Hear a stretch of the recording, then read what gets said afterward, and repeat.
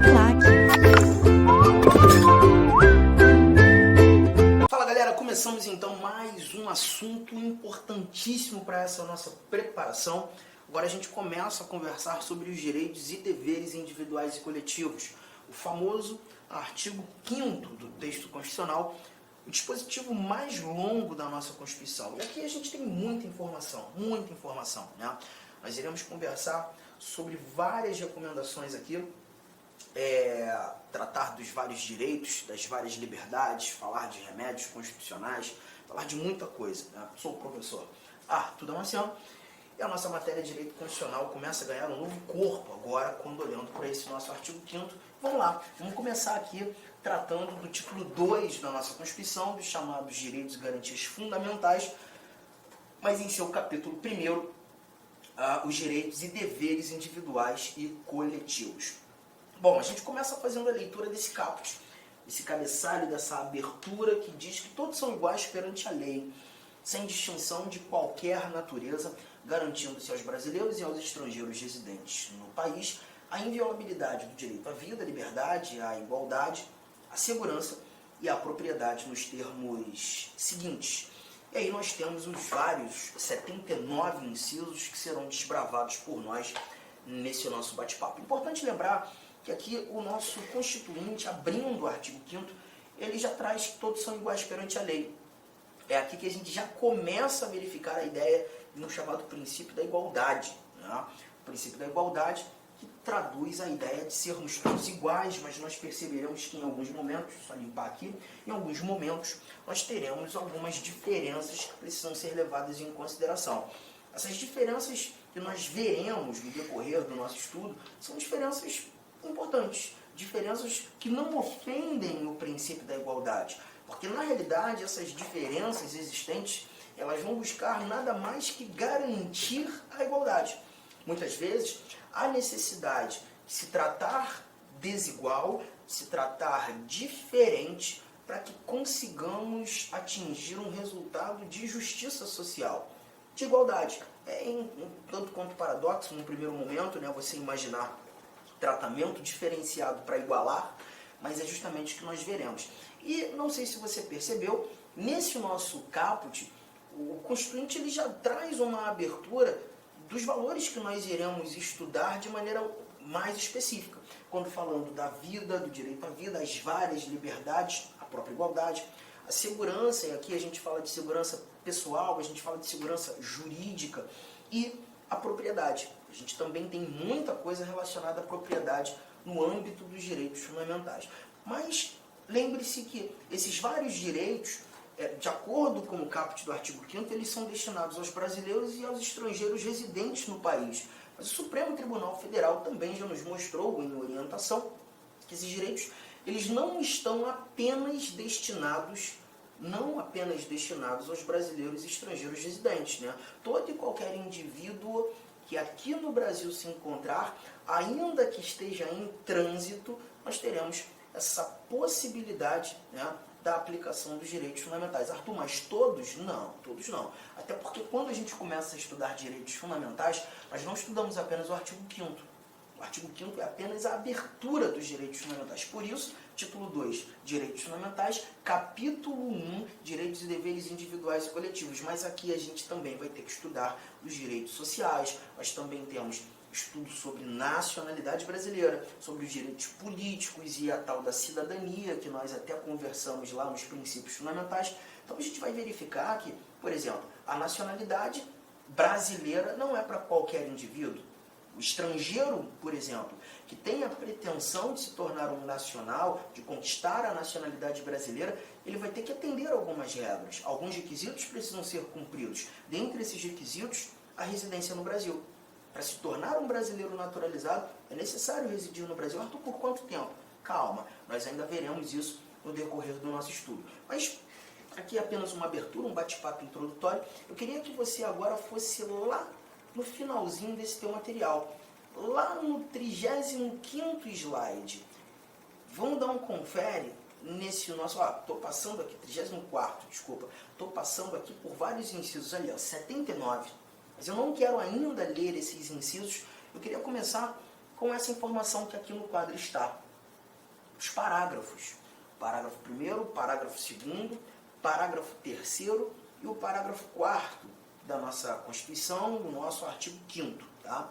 Por que eu gosto de começar com esses parágrafos? Porque quando a gente começa a estudar esses parágrafos, a gente começa a entender um pouco mais os motivos e da aplicação e aplicabilidade desses vários direitos aqui traduzidos, né? Olha o parágrafo 1º que diz: as normas definidoras dos direitos e garantias fundamentais têm aplicação imediata. As normas definidoras dos direitos e garantias fundamentais têm aplicação imediata. Bom, o que eu costumo fazer em sala, questionando os alunos, eu sempre pergunto: você viu que são 78 incisos. Ali você fala sobre muitas coisas. Direito à vida, liberdades várias, direito de reunião, direito de associação, direito de herança. Você fala de direitos da pessoa presa, você traz remédios constitucionais, você tem coisa pra caramba. Esse estudo aqui pra gente é um dos mais importantes e um dos mais extensos da nossa Constituição. Só que esse parágrafo 1º que está aí na tua tela, ele diz que essas várias normas definidoras dos direitos e garantias, são várias, têm aplicação imediata. A pergunta que eu costumo fazer em sala é: vocês acham mesmo que todas essas normas que definem direitos fundamentais têm aplicação imediata? Você acha mesmo? Bom, a resposta muitas vezes que eu obtenho em sala é: não, Arthur. Provavelmente não. Algumas normas não têm uma aplicação imediata. E aí eu digo: sim, elas têm. As normas que definem direitos fundamentais têm aplicação imediata. Todas elas têm aplicação imediata, tá? E por que eu preciso começar com esse parágrafo 1º, te explicar essa informação? Porque quando a gente fala de aplicação, a gente está falando do efeito das normas. Do efeito das normas. Eu preciso que você guarde que toda norma constitucional tem efeito imediato. Toda norma constitucional tem efeito imediato, inclusive essas, que traduzem os chamados direitos fundamentais. A partir do momento que o Constituinte diz que aquele direito é meu, inseriu aquele direito fundamental no texto constitucional, aquele direito é meu de imediato. O direito fundamental passa a ser meu imediatamente a sua introdução no âmbito dos direitos e deveres individuais e coletivos, no âmbito dos direitos fundamentais. Até porque esse parágrafo 1º fala dos direitos e garantias fundamentais, não só o artigo 5º. Tá? O efeito é imediato.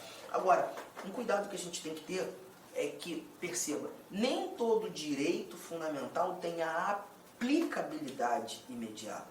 Nem todo direito fundamental tem a aplicabilidade imediata. Então, cuidado com isso. Aplicação,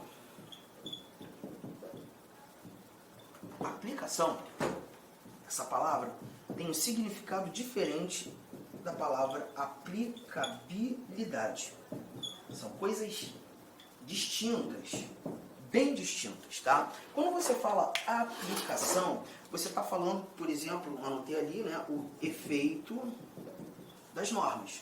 E já chegamos à conclusão que toda norma que traduz um direito fundamental tem esse efeito imediato, tem a aplicação imediata. Mas nem todo direito vai ter o exercício imediato. A aplicabilidade diz respeito ao exercício. Ao exercício do direito, ao poder exercer aquele direito a hora que eu quiser ou imediatamente. Nem todos eles apresentarão esse efeito, esse exercício, essa aplicabilidade imediata. Vamos começar a mostrar alguns exemplos? Anotou isso aqui? Efeito e exercício. Anotou isso aqui? E agora a gente começa a trazer alguns exemplos. Eu vou te mostrar um exemplo aqui muito bom, um exemplo que eu gosto muito, que é o que a gente encontra aqui no nosso inciso de número 40.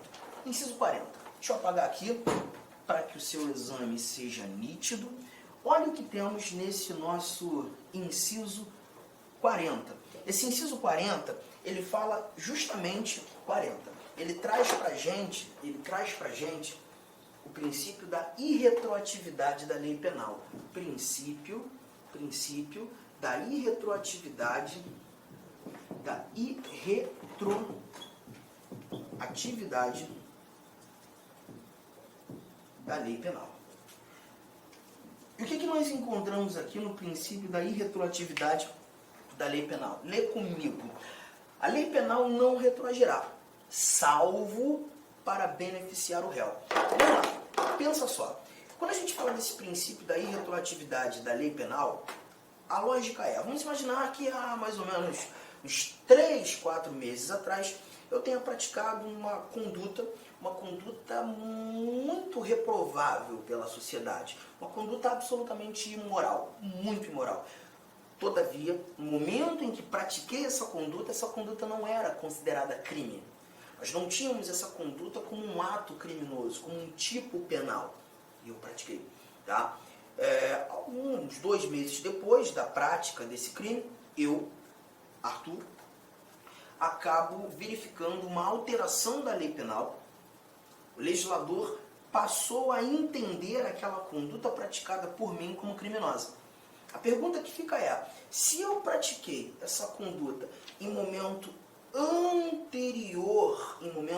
anterior à sua tipificação, será que eu posso ser processado, julgado, condenado por isso? Bom, não. Então eu estou percebendo que o chamado princípio da irretroatividade da lei penal é uma proteção que eu tenho. E quando a gente verifica, estuda o artigo 5º, nós veremos que em vários desses dispositivos, o que o Constituinte quis trazer foi proteção. A lei penal não vai retroagir. Se você praticou essa conduta em momento anterior a ela ter sido chamada, definida como crime, você não pode ser processado, julgado. Essa lei não vai retroagir. Ela não vai ter esse efeito chamado ex tunc, né? Que significa efeito retroativo. Efeito retroativo. Não vai ter. Salvo se essa alteração da lei penal for para te beneficiar. Se for para benefício, beleza. Aí retroage. Não sendo, ela não pode. Então perceba, gente, esse inciso 40 ele me protege. É uma norma que define um direito fundamental. A pergunta que te faço é, eu dependo de alguma lei abaixo da Constituição? Algum ato normativo que complemente a Constituição para ter essa proteção? Ou a própria norma constitucional ela já foi suficiente em me proteger? A leitura já garantiu efetivamente a proteção. Você está chegando à conclusão que essa leitura já me protege. Então já estou chegando mais uma conclusão. A norma ela é suficiente. A norma ela é integral. A norma ela é completa. A proteção que essa norma quis me dar, ela conseguiu. Ela não depende de mais nada. A norma tem uma eficácia direta. A norma tem uma eficácia imediata. A norma é de exercício imediato. A proteção ela é imediata. Então, concluindo aqueles dados que a gente viu agora há pouco, essa norma tem aplicação imediata. Aplicação. Porque quando a gente fala de aplicação, a gente está tratando daquela norma que tem um efeito imediato. Toda norma tem efeito imediato. Agora, será que, além do efeito imediato, eu consigo praticar, vivenciar, gozar dessa proteção imediatamente? Consigo. Então, aqui você está verificando que essa norma ela tem uma eficácia plena, porque ela é completa. E não houve aqui na anotação a possibilidade de uma restrição. Arthur, a lei penal não retroagirá, salvo para beneficiar o réu. No entanto, se você fizer isso aqui, ela pode retroagir para te prejudicar. Não tem essa exceção. Não existe essa possibilidade escrita, prevista, de se diminuir a minha proteção. A proteção está lá. A norma não retroage em prejuízo. Tamo junto, tranquilo. Então a gente está percebendo essa norma como uma norma de eficácia plena. Só que peraí, eu tenho que colocar alguns detalhes aqui na sua anotação. Deixa eu trazer pela primeira vez a tela branca, porque esse papo aqui é um papo muito importante a título de prova. Nesse momento, a gente vai começar a analisar a classificação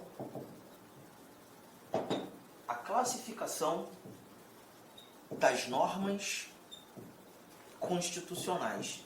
A classificação das normas constitucionais. E a primeira classificação, a primeira norma classificada por nós aqui foi a chamada norma de eficácia plena. E o que eu quero que você entenda sobre essa norma de eficácia plena? A norma de eficácia plena é aquela norma constitucional que te apresenta o sentido integral. Ou seja, a norma é completa, a norma é suficiente em te proteger, em te garantir o exercício do direito. A norma, ela é totalmente suficiente, completa, de sentido integral. E se tudo que eu precisava saber para exercer o meu direito ou para vivenciar, gozar daquela proteção foi apresentada na norma constitucional, eu verifico a aplicabilidade, olha a palavra, gente, aplicabilidade imediata. Eu sei que para você, eventualmente que está começando a estudar direito constitucional, o que mais incomoda são as terminologias jurídicas, né? Mas a gente não tem para onde fugir. Essas terminologias jurídicas, elas são importantes. E aqui você está verificando que quando leio aplicabilidade, estou falando do exercício. O exercício é imediato porque a norma é completa. A norma constitucional ela foi suficiente. E essa é a primeira classificação que a gente está trazendo aqui. Agora, eu não sei se você já reparou, se não, vai reparar comigo agora, em várias normas que definem direitos fundamentais, nós temos um dizer em algumas delas, na forma da lei, nos termos da lei, nas hipóteses previstas em lei. Não sei se você já reparou isso. E sempre quando encontramos na norma constitucional os termos da lei, na forma da lei, nas hipóteses previstas em lei, os termos que a lei estabelecer, a gente está verificando uma norma que não é de eficácia plena. Então, por que você chega à conclusão que essa norma não é de eficácia plena, pelo simples fato de trazer na forma da lei, os termos da lei, nas hipóteses previstas em lei? Por que você chega a essa conclusão? A conclusão, gente, ela é justamente por conta da própria redação mostrar que a norma não é completa. Olha aqui, ó. O que você está verificando é o seguinte: o Constituinte, aqui o nosso ordenamento jurídico, né?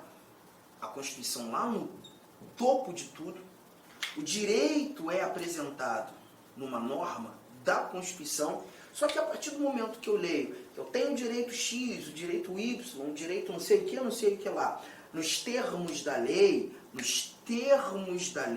foi a própria norma constitucional que me mostrou que esse assunto apresentado na Constituição, ele deve ser continuado em lei ou ele pode ser continuado em lei. Ou seja, o assunto não foi esgotado na Constituição. O próprio Constituinte previu a possibilidade do assunto ainda ser trabalhado numa norma infraconstitucional. Então, nessa linha de raciocínio, a gente conclui que a norma não é suficiente. A norma constitucional não foi completa. Não foi. Então, peraí. Se quando eu encontro na forma da lei, nos termos da lei, nas hipóteses previstas em lei, eu verifico que a norma não é completa, ela não pode ser classificada como norma de eficácia plena, eu classifico essa norma como? Qual maneira? Como chamar essa norma? Aí a gente vai ter a necessidade de analisar estruturalmente essa norma, interpretar o que o Constituinte quis nos mostrar para concluir se essa norma é de eficácia contida ou se essa norma é de eficácia limitada. Se ela é contida ou se ela é limitada. Gente, preciso muito que você faça essas anotações, guarde esse primeiro quadro, senão vai dando os seus prints para depois passar a limpo, porque eu preciso te mostrar mais algo lá como exemplo na Constituição. Vamos voltar, vou trazer aqui um exemplo que é clássico dos professores, meu inclusive. Inicialmente, eu quero pedir licença aos seus estudos, pois interrompi, mas esse vídeo é um vídeo demonstrativo do nosso curso completo, ponto a ponto, 100% focado no concurso de Astolfo Dutra do município para o cargo, para o cargo especificamente de guarda municipal, tá certo? Cara, vem estudar com a gente. Essa aula é uma aula demonstrativa, nós colocamos aí apenas 150 vídeos, nós temos muito mais vídeos, eu tenho certeza, mas certeza absoluta, se você cumprir a nossa metodologia, o nosso Personal Coach, aqui na Lá Concurso você vai ter uma metodologia chamada Personal Coach. Personal significa pessoal e coach significa treinador. É o estudo em regime de metas. Isso é só aqui na Lá Concursos e eu tenho certeza que você ficará super satisfeito. E para você aí do município, promoção, investimento apenas R$ 100. R$ 100, é isso mesmo. O que você faz com R$ 100? Professor, parcela em 10 vezes sem juros ainda esses R$ 100. Então vem estudar conosco aqui da LAC Concursos. Forte abraço, espero vocês. Tchau, tchau. Clique lá.